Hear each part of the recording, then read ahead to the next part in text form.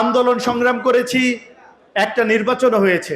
এই নির্বাচনের পরে আপনাদের সাথে নারায়ণগঞ্জ জেলা বিএনপির একটি জনসভায় আজকে সবাই সমবেত হয়েছি, সেটি একটি স্মরণ সভা। তো আপনাদের সবার কেমন লাগছে? একসাথে ভালো লাগছে? সবার ভালো লাগছে?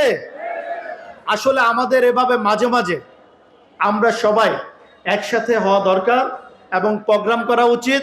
আমরা একে অন্যের দুঃখ কষ্টগুলো শোনা উচিত, বোঝা উচিত।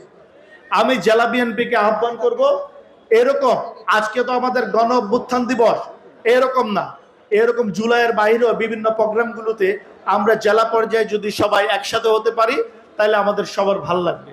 এবং এটা আমি মনে করি তৃণমূলের নেতৃবৃন্দর জন্য এটা খুব তাদের একটা আকাঙ্ক্ষা বলেন, এবং তাদের মধ্যে অনেক উৎসাহ উদ্দীপনা বাড়বে। ঠিক কিনা ভাইরা? আমি আসলে জুলাই গণ অভ্যুত্থান এই বিষয় নিয়ে দুই একটি কথা বলতে চাই। আমার সামনে আমাদের গণমাধ্যম, যাদেরকে জাতির বিবেক বলে, গণমাধ্যম উপস্থিত।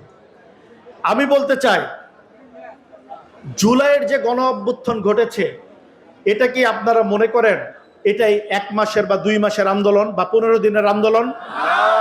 এটা কি 15 দিনের আন্দোলন? এটা 17 বৎসরের আন্দোলন। 17 বৎসর আন্দোলন সংগ্রাম হয়েছে ফ্যাসিস্ট খুনি হাসিনার বিরুদ্ধে, স্বৈরাচারী আওয়ামী লীগের বিরুদ্ধে, স্বৈরাচার হাসিনার বিরুদ্ধে। সেই আন্দোলনের নেতৃত্ব দিয়েছেন কে? কে দিয়েছেন? তারেক রহমান, বিএনপির চেয়ারম্যান জননেতা তারেক রহমান নেতৃত্ব দিয়েছেন।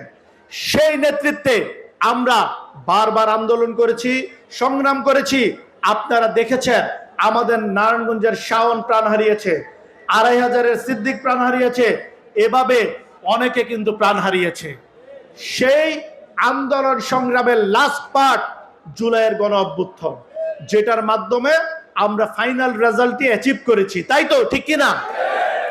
কিন্তু সেই শুধু জুলাইকে কেন্দ্র করে 17 বছরের আন্দোলনকে কিন্তু ভুলে যাওয়া যাবে না। সেটা কোনোভাবে আপনারা নিঃশ্বাস করে দিতে পারবেন না, ঠিক আছে? আমাদের মাথায় রাখতে হবে, এই 17 বছরে আন্দোলন সংগ্রামে অনেকে প্রাণ হারিয়েছে, অনেকে আত্মহত্যা দিয়েছে, অনেকে ঘর ছাড়া হয়েছে, অনেকে স্বজন ছাড়া হয়েছেন, অনেকের ব্যবসা বাণিজ্য ঘর বাড়ি ছেড়ে পথে বসেছে, ঠিক কিনা ভাইরা? সো আমরা বলতে হবে, আমরা সেটাই মনে করি, এই জুলাইয়ের যে গণ অভ্যুত্থান ঘটেছে, যে ফ্যাসিস্ট খুনি হাসিনা বাংলাদেশ থেকে বিতাড়িত হয়েছে, এই জুলাইয়ের গণ অভ্যুত্থান 17 বৎসরের আন্দোলনের একটি পার্ট এবং শেষ পার্ট, ঠিক কিনা ভাইরা? আপনারা এটা মানেন? সংগ্রামী ভাইরা, আমি আর সেদিকে না যাই। রাজীব অনেক ভালো ভালো কথা বলেছে, আপনারা শুনেছেন। রাজীব বলেছে আমরা শহীদ প্রেসিডেন্ট জিয়াউর রহমানের দল করি। বাংলাদেশ জাতীয়তাবাদী দল প্রতিষ্ঠিত করেছিলেন কে? শহীদ প্রেসিডেন্ট জিয়াউর রহমান। এই দলকে দীর্ঘদিন ধরে বাংলাদেশের মানুষের একটি জনপ্রিয় দল হিসাবে এটি মানুষের মধ্যে পরিচিত হয়েছে। করেছেন কে? দেশনেত্রী বেগম খালেদা জিয়া, আমাদের নেতা জননেতা তারেক রহমান, ঠিক কিনা ভাইরা? জননেতা তারেক রহমানের দল, দেশনেত্রী বেগম খালেদা জিয়ার দল, শহীদ প্রেসিডেন্ট জিয়াউর রহমানের দল কখনো মিথ্যা প্র্যাকটিস করে না, ঠিক আছে ভাইরা? আমরা উল্টাপাল্টা মিথ্যা বলতে পারি না, আমরা উল্টাপাল্টা ষড়যন্ত্র করতে শিখিনি। আমরা এখনই এক কথা, একটু পরে আরেক কথা, এই ধরনের নাটক করতেও শিখিনি। আমরা সত্যের সাথে থাকা, সত্যের পথে চলা। আমাদের নেতা জননেতা তারেক রহমান কি বলেছেন? জনগণের সাথে থাকুন, জনগণকে সাথে রাখুন। আমরা জনগণের পাশে থেকে জনগণকে সাথে নিয়ে পথ চলতে চাই। জনগণের যেটা ভবিষ্যৎ, জনগণের যেটা বর্তমান, সেটাই বিএনপির বর্তমান, সেটাই বিএনপির ভবিষ্যৎ। কারণ আমাদের নেতা জননেতা তারেক রহমান জনগণকে নিয়েই সর্বক্ষণ চিন্তা ভাবনা করেন, ঠিক আছে ভাইরা? আমি বলতে চাই, আপনারা দেখেছেন রাজীব বলেছে 71 নিয়ে কথা বলেছে, 71 নিয়ে সেই স্বাধীনতা যুদ্ধকে নিয়ে একটি দল ক্রেডিট নিতে নিতে নিতে নিতে তাদের কি পরিণতি হয়েছে আপনারা দেখেছেন না? 71 কিন্তু একটা বিশেষ দলের না, সেই স্বাধীনতা যুদ্ধে বিজয়ী একটা বিশেষ দলের না, সেই স্বাধীনতা যুদ্ধ জয় করেছে বাংলাদেশের আপামর জনগণ, সেখানে সকল দলের নেতৃবৃন্দ ছিল। সেই স্বাধীনতার ঘোষণা দিয়েছিলেন কে? শহীদ প্রেসিডেন্ট জিয়াউর রহমান। সেই স্বাধীনতা যুদ্ধে সবচেয়ে বেশি ভূমিকা রেখেছিলেন কে? শহীদ প্রেসিডেন্ট জিয়াউর রহমান। কিন্তু শহীদ প্রেসিডেন্ট জিয়াউর রহমান ক্রেডিট নিতে পছন্দ করেন না, তাই তিনি ক্রেডিট নেননি। তিনি নিবৃত্তে কাজ করে গিয়েছেন, স্বাধীনতা যুদ্ধের সর্বোচ্চ ভূমিকা পালন করেছেন, কিন্তু নিজের ক্রেডিট নিতে চাননি। আজ তারই যোগ্য সন্তান আমাদের মাননীয় প্রধানমন্ত্রী, বিএনপির চেয়ারম্যান জননেতা তারেক রহমান এই 17 বছরের আন্দোলনের মাধ্যমে ফ্যাসিস্ট খুনি হাসিনাকে বিদায় করেছেন। ষড়যন্ত্র, সকল ষড়যন্ত্রকে ব্যাদ করে বাংলাদেশের আরেকটি অভিনব স্বাধীনতা আমরা পেয়েছি, যেটি জুলাইয়ের গণ অভ্যুত্থান আপনারা বলছেন, এটা কিন্তু শুধু জুলাইয়ের গণ অভ্যুত্থান না, এটা 17 বছরের আন্দোলনের রেজাল্ট। এবং যে আন্দোলনের নেতৃত্ব দিয়েছেন জননেতা তারেক রহমান।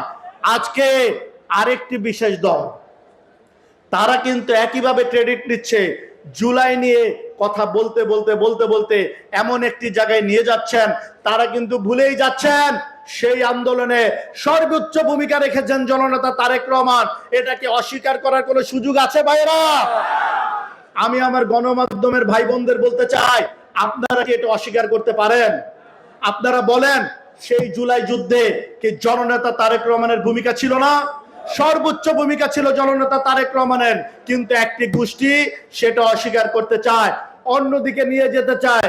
আমি আপনাদেরকে বলতে চাই, আজকে যে স্মরণ সভা এই জুলাইয়ের গণ অভ্যুত্থান নিয়ে তার জন্য কাজ করছেন, আসেন না সবাই সকল প্রকার ভেদাভেদ ভুলে গিয়ে এরকম ফাও ক্রেডিট না নিয়ে সবাই মিলে আমরা সেই গণ অভ্যুত্থান জুলাইয়ের ঘটিয়েছিলাম এবং তার মাধ্যমে ফ্যাসিস্ট হাসিনা বিদায় হয়েছে, সেটা মেনে সবাই মিলে একসাথে চলি। একক ক্রেডিট না নিয়ে সুন্দর একটি বাংলাদেশ গড়ার জন্য মাননীয় প্রধানমন্ত্রী জননেতা তারেক রহমানের নেতৃত্বে সবাই মিলে কাজ করি এবং মাননীয় প্রধানমন্ত্রীকে সহযোগিতা করি সবাই মিলে, যেন একটি সুন্দর বাংলাদেশ তিনি সবার জন্য গড়ে তুলতে পারেন। তিনি যেরকম কথা দিয়েছেন নির্বাচনী ইশতেহারে, আপনারা দেখেছেন এক এক করে সব বাস্তবায়ন হচ্ছে না বাস্তবায়ন? আপনারা ফ্যামিলি কার্ড পাচ্ছেন, আপনারা কৃষক কার্ড পাচ্ছেন, আপনারা অন্যান্য সকল ফ্যাসিলিটিস পাচ্ছেন কিনা? কতদিন গিয়েছে? মাত্র 6 মাস চলছে। 6 মাসের মধ্যে যা যা করেছেন মাননীয় প্রধানমন্ত্রী কম করেছেন? আপনারা যা আশা করেছেন তার থেকে অনেক বেশি করেছেন, ঠিক কিনা ভাইয়েরা? আপনারা এই মাননীয় প্রধানমন্ত্রী জননেতা তারেক রহমান, এই মানুষটির জন্য সবাই দোয়া করেন।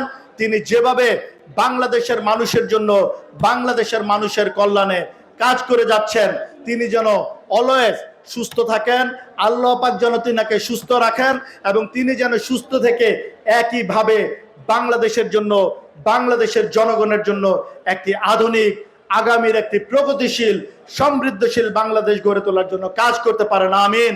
তার জন্য আমরা সবাই দোয়া করব। আমিন। সবাই দোয়া করবেন, ঠিক আছে? সবাই ভালো থাকবেন। আমি আমার কথা দীর্ঘায়িত করব না। আমাদের সালাম ভাই দেখেন, সারা বাংলাদেশে যে সকল নেতৃবৃন্দ শহীদ হয়েছেন তার মধ্যে কিন্তু বাংলাদেশ জাতীয়তাবাদী দলের নেতৃবৃন্দই সবচেয়ে বেশি, ঠিক কিনা ভাইয়েরা? আমি আজকে সেই জুলাইয়ের সকল ভাইদের প্রতি শ্রদ্ধা জ্ঞাপন করছি। যারা অসুস্থ আছেন তারা অচিরেই চিকিৎসার মাধ্যমে, সুচিকিৎসার মাধ্যমে সুস্থ হন, তার জন্য দোয়া করছি।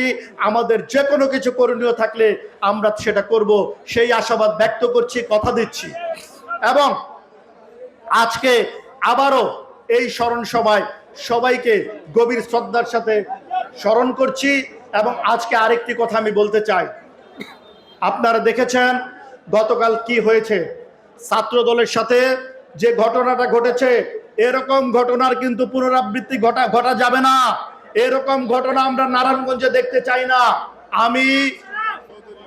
আমি যে বিশেষ দলটি এরকম উল্টাপাল্টা ঘটনা ঘটাচ্ছেন তাদেরকে সতর্ক করতে চাই।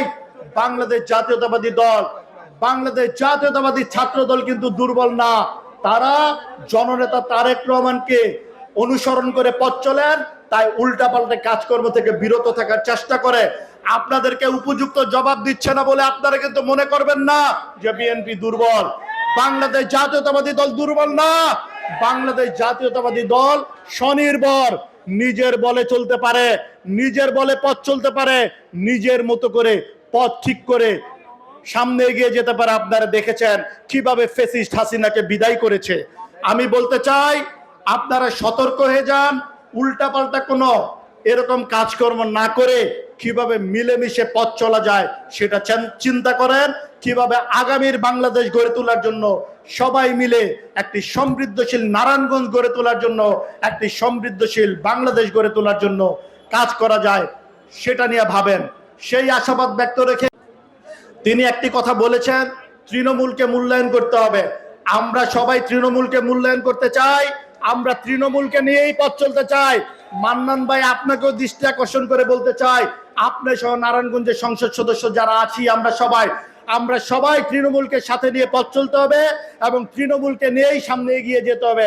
মাননীয় প্রধানমন্ত্রী সেটাই চান, আমাদের জননেতা তারেক রহমান সেটাই চায়, আমরা সেটা বাস্তবায়ন করব।